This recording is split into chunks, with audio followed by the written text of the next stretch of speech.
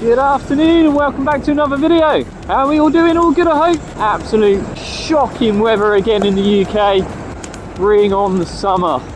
So in today's video I just want to talk about the 5 myths behind the Sur-Ron and also some of the other e-bikes in its class. So let's not mess around, let's jump straight into it. Gotta do to be someone better, you can grow into something new. I could be anything that I set my mind to. I do what I need, I can push right through. Fight. Now the number one myth, and probably the hottest topic on these sorts of bikes, would be, is the Sur-Ron road legal? But this is definitely a topic that sparked a lot of controversy, even on my YouTube channel. It's one of my biggest videos, and I still get all the time about how legal they are. Now, it really comes down to the model that we're talking about. With regards to the Sur-Ron, they have a couple of different models. They have a road legal version and an off-road version. And it kind of speaks for itself. A road legal version is exactly that. It is road legal. It has everything you need. It has a number plate, it has brake lights, it has indicators, it would need to be insured, and you'd also need the correct documents to ride it on the road, such as a CVT. The off-road version is exactly that. It's designed for off-road. You can only ride these things in private places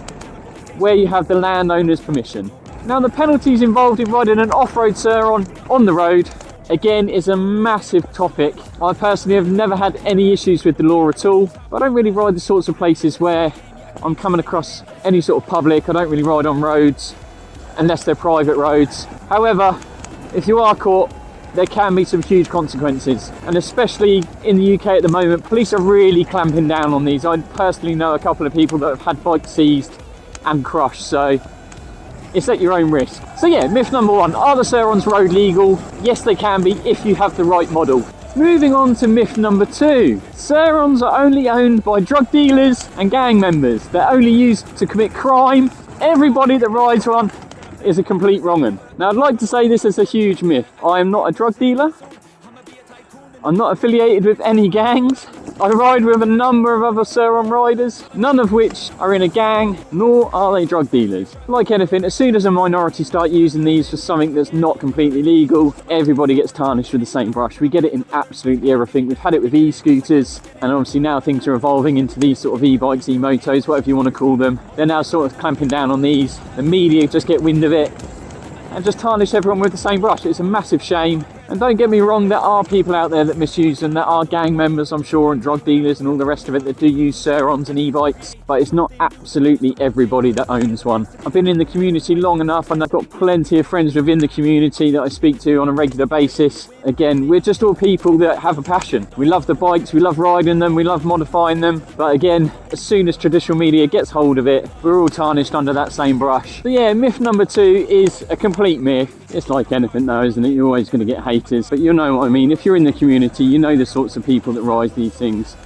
They're not all bad. So moving on to myth number 3, and that comes down to the quality of the Sur-Ron. You see it quite a lot, you know, it's just a cheap Chinese bike, cheap Chinese parts, and I don't think anything can be further from the truth. But having owned mine for just over a year now, I can't really see that there's anything cheap on here. Don't get me wrong, there are definitely parts that need upgrading, but the only reason for upgrades is because you're pushing these bikes to bigger and bigger limits. A Sur-Ron out of the box is more than adequate, but like anything, when you start pushing these things further and further to their limits, things do need upgrading. Don't get me wrong, the pegs that come on a stock Sur-Ron are absolutely awful, but they're not poor quality. They're just not quite good enough in performance, but you'd definitely still be able to use them. The brakes to me were absolutely shocking, and they were desperate for an upgrade. But could I have got along with the stock ones? Of course I could. But as you put modifications on these to go faster and faster and faster, you're going to need to slow this bike down. So only by upgrading the speed did I need to then upgrade the brake. But the quality of the brakes weren't that bad. It was just the fact that, again, coming down to performance, they just weren't quite good enough for my needs. And what I'd sort of compare this to is if you look at like a race car, you don't just take a stock car out the showroom and then put it on a track. It wouldn't be good enough. Not to say that it's a poor quality car, it's just the parts aren't quite good enough in performance. But there's nothing on here that I'd really say that the quality is really bad. There's nothing on here that really broke straight away as soon as I got it. And there's nothing on here really that breaks continuously that I have to keep replacing. Now I know there's new bikes coming out on the market all the time. Obviously you've got the competition from Talaria. You've now got bikes like the E-Ride Pro, which, when you look at it, they all come from the same place in the world. They're all based on the Sur-Ron. The only difference is their performance parts are just greater. They have a bigger battery. They maybe have a bigger motor as well, but they're all coming out the same place. I guess the way you've just got to look at it is, the Sur-Ron really is the OG, and there's a reason for that. So yeah, the myth of cheap Chinese bikes, cheap Chinese parts, I'd have to say is a massive myth. I can't see anything on here that is a really cheap quality. It's just the parts do need upgrading if you want to push these bikes further and further. Next myth is these bikes are going to replace traditional dirt bikes. Now, as it stands at the moment, I can't see how these are going to replace traditional dirt bikes. They just can't. It's the same when you look at electric cars that have come out. Apart from the standout few, like Tesla, that can beat it in performance and probably keep the same range as a traditional car, there's nothing really much else out there. But then when you look at the budget that Tesla's got compared to probably Sur-Ron, it's going to be night and day. One of the biggest issues you're going to have with e-motos, e-bikes, it's always going to be the range. Don't get me wrong, the batteries that are coming out now are phenomenal and they are getting better and better, but I just don't think you're going to beat a combustion engine at the moment. The other issue you've got then as well is the charge time. A normal engine has a certain amount of range and then can be topped up almost instantly. Within minutes you're back to a full tank and you're ready to go again. Now unless you're going to buy several batteries, you've got a 2 to 3 hour charge time on one of these, so there's just no comparison there. Now you have got bikes coming out like the Stark Varg, which are, don't get me wrong, look incredible and I'm sure can more than keep up with a traditional dirt bike, but at some point that battery is going to need charging, whilst all the other traditional dirt bikes can refuel and get going straight away. Performance wise, don't get me wrong, I definitely think they're well up there with traditional bikes, but you are always going to be held back with that battery. And they both have pros and cons, don't get me wrong, but at this moment in time I think that is a myth. I don't think that these e-bikes are going to replace any sort of traditional bike. And the last myth is really related to the Sur-Ron, and I'm seeing this more and more online about all these new bikes coming out. Are Sur-Ron being left behind? And don't get me wrong, I'm looking at some of these other packages you can get with some of the new e-bikes. The E-Ride Pro looks incredible out of the box, just I can't see anything for value for money that is going to beat that.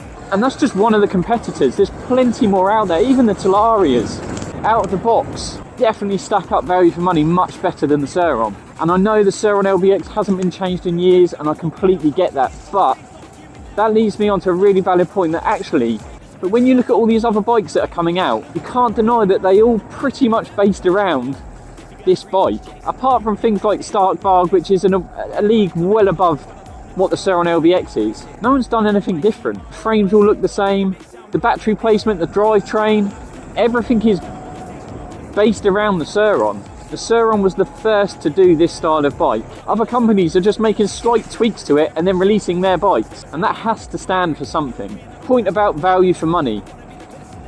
Yes, these other bikes are coming out with bigger batteries and things like that, but part of the beauty of owning these is you're never happy with the stock power.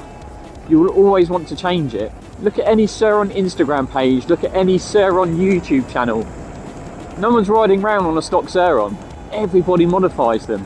And buying all these new bikes that are coming in with all these upgraded parts on, how long is it before you get bored of that and then end up replacing it anyway? Surron had the market for so long and could literally charge what they wanted for these bikes. But in the last 2 years, competition are definitely catching up and the price of these have massively dropped, which is great for everyone because it just keeps that market alive. There's no one person that's absolutely dominating, as Surron did for so many years. The other great thing about the Surron as well is the ability to upgrade it. The aftermarket parts of Surrons will outdo any other bike on the market. Talarias are definitely up there, but I feel with the Surron, because they are the OG, the amount of upgrades that you can put on these things and the amount of upgrades that are actually available will outshine any other company.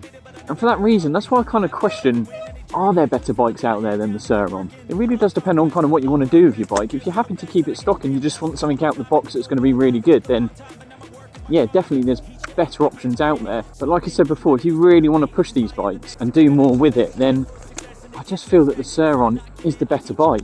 Everybody's going to have their own opinion, don't get me wrong. I know they will. And that's what I really love about the community and about these bikes. Everybody's got an opinion, everyone's different. No one really thinks the same. For me, Surron is the OG of this game.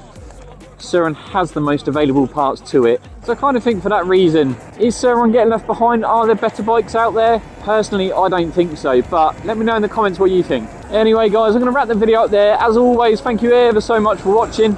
If you've enjoyed watching, please go ahead and give this video a thumbs up. It massively helps my channel out. It gives me an indication of the sorts of videos that you guys like watching. But yeah, hit subscribe for me, leave me a comment, and stay tuned for next week's video because it's going to be an absolute banger. See you in the next one. Take it easy.